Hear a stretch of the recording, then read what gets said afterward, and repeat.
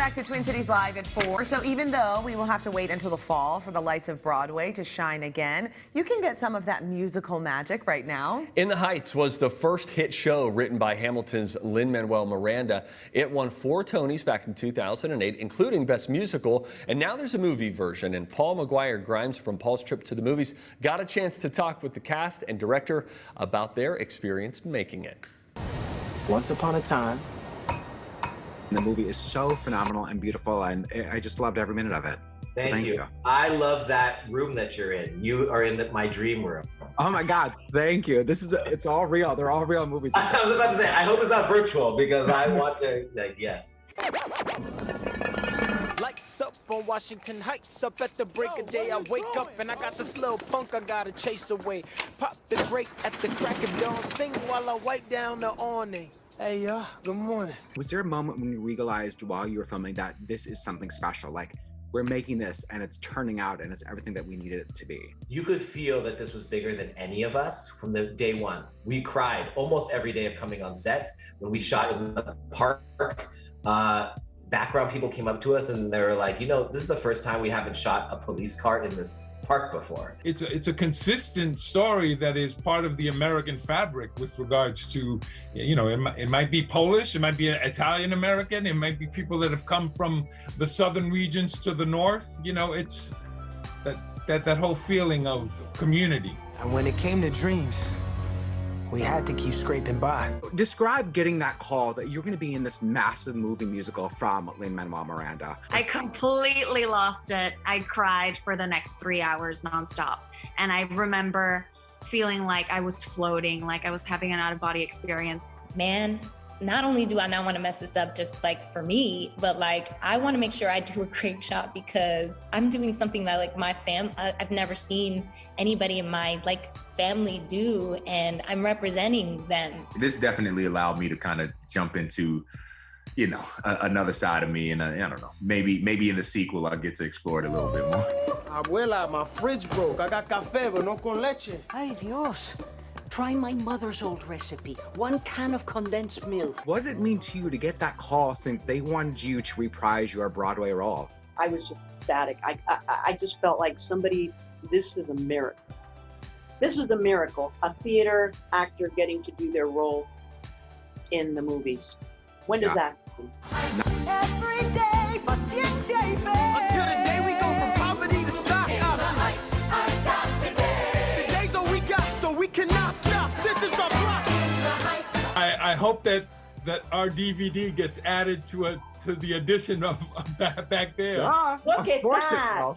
I was a music theater major in college, so like we have tons of musicals and like plays and Broadway. Yeah, so. Yes. In Washington Heights.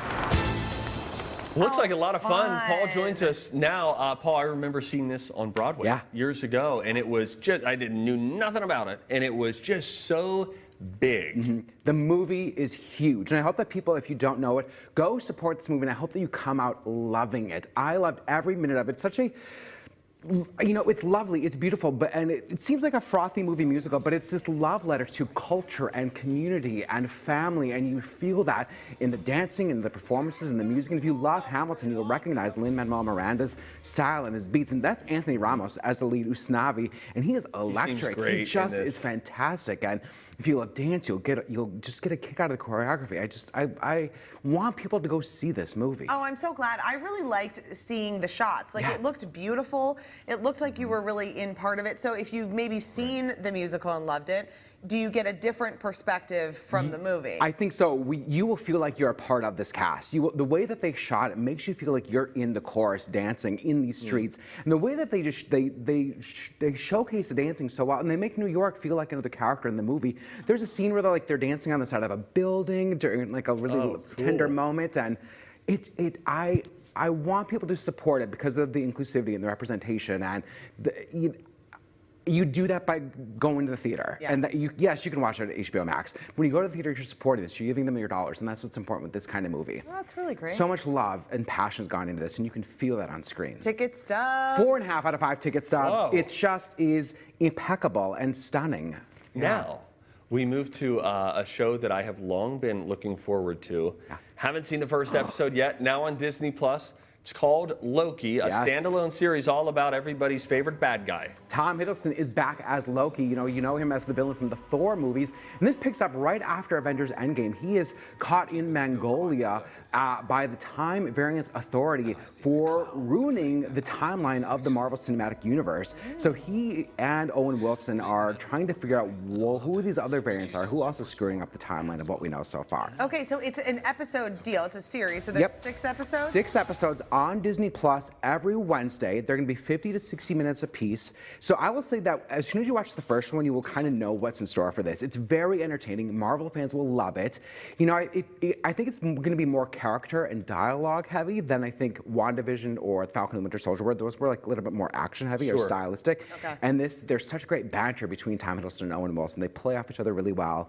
And you know, Owen Wilson. Loki, He's by the so way, funny. Tom Hiddleston as Loki is just so good. Do you get, so if you fall in love with him in all of his movies in the Marvel universe, do you get all the goods that you want from Loki in this? Yeah, and he's not in control right now. So you see him like battling, like, I'm not the god that I once was, and you wonder if he's going to be treated as a villain throughout this whole thing, or maybe a villain turned hero, or somewhere in between there. We don't really know what's really going to happen with interesting. him. He's It's a interesting great as take his on character Yes, and we to watch. haven't seen a Marvel series yet that's about the villain. So this is a new take for Marvel too, and it's going to set up what the rest of the movies are going to be too, as this multiverse approach that they're going to take. So what do you think for kiddos? Like, I've got little ones, Sure. Steve's are a little older. Who's I would say it's probably more for Steve's kids. I think it's going to be too heady and like dialogue heavy For, like, 6 for and your little under? kids. Yeah. They may like the time travel, and it's like they go all over from like Oshkosh, Wisconsin in the 1980s to like Pompeii, Italy. So like you never know where it's going to go next. So that's fun, but I think the dialogue may be a little too much for your kids. Okay, I always wonder about, like, is this too violent? Yeah, Is this I too know. So scary? I was It's not watching the violent Falcon and yet. the Winter Soldier, and I was like, ooh, that they're first dropping episode of some that I watched bombs. with the kids, and I was Right. like, this feels like too Right. much. This is a lot.